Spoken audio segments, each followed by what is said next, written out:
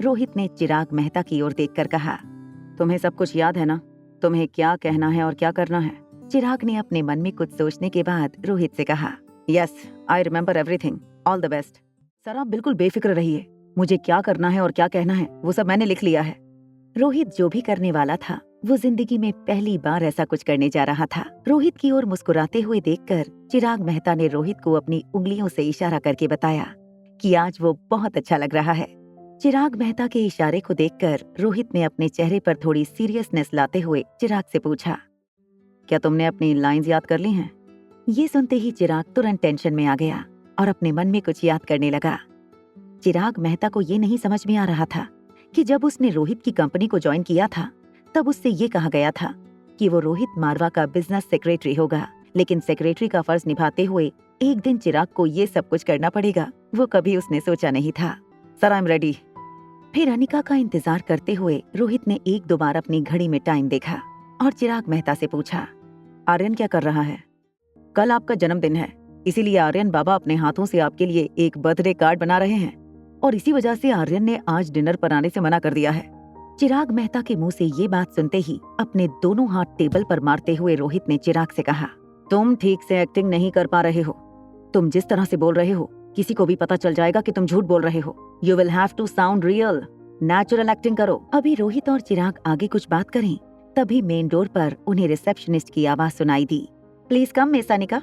अनिका को देखते ही रोहित अपनी कमर सीधी करते हुए चेयर पर बैठ गया और इससे पहले अनिका को पता चले कि रोहित ने उसे देख लिया है, रोहित ने अचानक ही चिराग को पूछ लिया, क्या हुआ चिराग, आर्यन क्या कर रहा है? रोहित के इस सवाल को सुनते ही अनिका भी चिराग की ओर देखकर उसके जवाब का इंतजार करने लगी। सर कल आपका बर्थडे है, इसीलिए आर्यन बाबा आपके लिए हैंडमेड बर्थडे ग्रीटिंग कार्ड बना रहे हैं। वो चाहते हैं कि कल वो आपको वो कार्ड गिफ्ट करें और इसीलिए आज उन्होंने डिनर पर आने से मना कर दिया। रोहित ने अपना सर हिलाते हुए चिराग से कहा, ओह आई सी। और फिर अचानक अनिका को देखकर रोहित अपनी जगह पर खड़े होते हुए कहने लगा, अब बच्चों के मूड का क्या कहना, उन्हें कुछ कह भी नहीं सकते।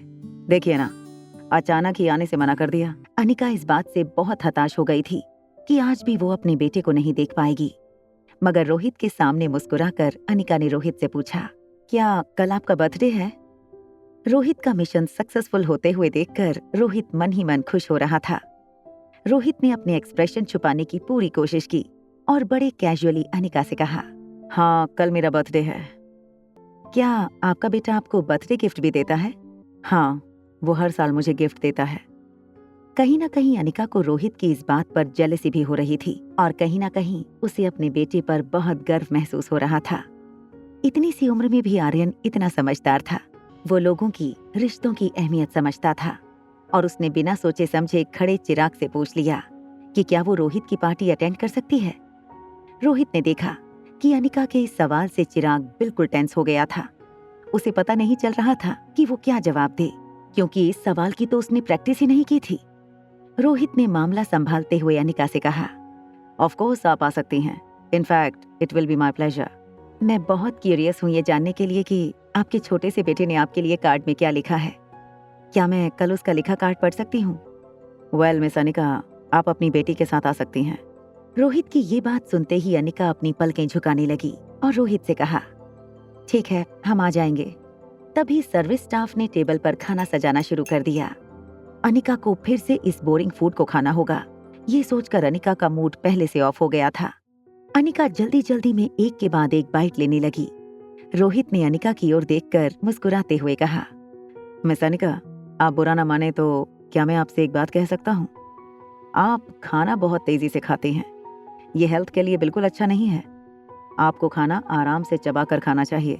रोहित के मुंह से कॉमन सेंस की ट्रेनिंग ले रही अनिका ने मुस्कुराकर रोहित को जवाब दिया, ठीक है आगे से ध्यान रखूंगी। जब रोहित ने देखा कि अनिका को खाने में कोई खास दिलचस्पी नहीं थी, मिस अनिका, आपको कैसे पता चला कि रियल एस्टेट इंडस्ट्री भविष्य में अच्छा नहीं करने वाली? अब क्या वो आप ही नहीं थे जिन्होंने मुझसे ये बात की थी? ये सुनकर रोहित चौंक गया, मगर उससे पहले कि रोहित अनिका से पूछ पाता कि कहीं वही तो इंपीरियल ग्रुप की कैट तो नहीं, उससे पहले अनिका ने अपनी बात आगे बढ़ाते हुए रोहित से कहा, मैंने सुना है कि मिस्टर मेहरा ने आपको रियल एस्टेट प्रोजेक्ट में पार्टनरशिप ऑफर की थी, मगर आपने उस पार्टनरशिप को ठुकरा दिया था। जब रोहित को पता चला कि अनिका इस वजह से शायद ये जान गई थी कि रियल एस्टेट बिजनेस फ्यूचर के लिए अच्छा नहीं था। हाँ, मगर लोग तो ये भी कहते हैं कि मैंने वो पार्टनरशिप डील इसलिए ठुकरा दी क्योंकि उस दिन मेरा मूड सही नहीं था। अगर आपने सारे डिसीजन अपने मूड के मुताबिक लिए होते तो मुझे नहीं लगता कि मारवा ग्रुप ऑफ इंडस्ट्री आज जिस मुकाम पर है उस मुकाम पर पहुंची होती। रोहित अपने चेहरे पर आई मुस्कुराहट को तो छुपाने में कामयाब हो गया था, मगर क्योंकि रोहित ब्लश कर रहा था, उसके कान बिल्कुल लाल हो गए थे।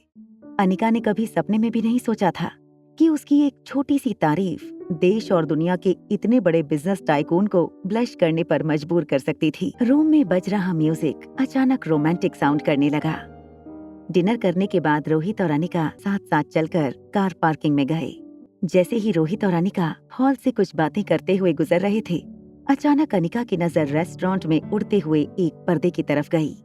अनिका को लगा जैसे उसने किसी जाने पहचाने से चेहरे को उस पर्दे के पीछे देखा था, मगर जब पर्दा फिर से अपनी जगह पर जाकर रुक गया, अनिका फिर से रोहित के साथ बातें करते हुए आगे चलने लगी। कुछ देर बाद फिर से एक हवा का झोंका आया और पर्दा फिर से ऊपर उठ गया। अनिका ने फिर से जब उस दिशा में देखा, तब उसने एक व्हाइट सूट पहने आदमी को मेन्यू में देखकर कुछ पढ़ते हुए देखा। अनिका एक पल के लिए सांस लेना भूल गई। इससे पहले कि वो उस चेयर पर बैठे हुए इंसान को ठीक से देख सके, पर्दा फिर से गिर गया और वो इंसान अनिका की नजरों के सामने से गायब हो गया। कार पार्किंग में जाकर रोहित ने अनिका को फिर से याद दिलाते हुए कहा, कल दोपहर को आपसे फिर मुलाकात होगी। मैं अपने घर का लोकेशन आपको भेज दूंगा और पार्टी का इनविटेशन भी। आप अपनी बेटी को लेकर जरूर आ जाइएगा। अनिका अपनी कार में बैठते हुए रोहित से कहने लगी, मैं जरूर आऊंगी, तो कल दोपहर को मुलाकात होगी। सी यू। अनिका को बाय कहते हुए रोहित की नजरें अनिका की कार पर जमी रहीं। फिर चिराग मेहता रोहित के पास आकर धीरे से उसके कानों में कहने लगा, मिस्टर रोहित, आप एक चीज भूल रहे हैं। कल मिस अनिका जब घर आएंगी आपकी बर्थडे पार्टी में, तो वो आर्यन बाबा का लिखा हुआ ग्रीटिंग कार्ड जरूर पढ़ना चाहेंगी। रोहित चिराग को हैरानी से देखने लगा। आगे की कहानी जानने के लिए देखें अगला एपिसोड सिर्फ पॉकेट एफएम के यूट्यूब चैनल पर। और एक लड़की को देखा तो के सारे एपिसोड को सुनने के लिए डिस्क्रिप्शन में दी गई लिंक से डाउनलोड करें पॉकेट एफएम ऐप।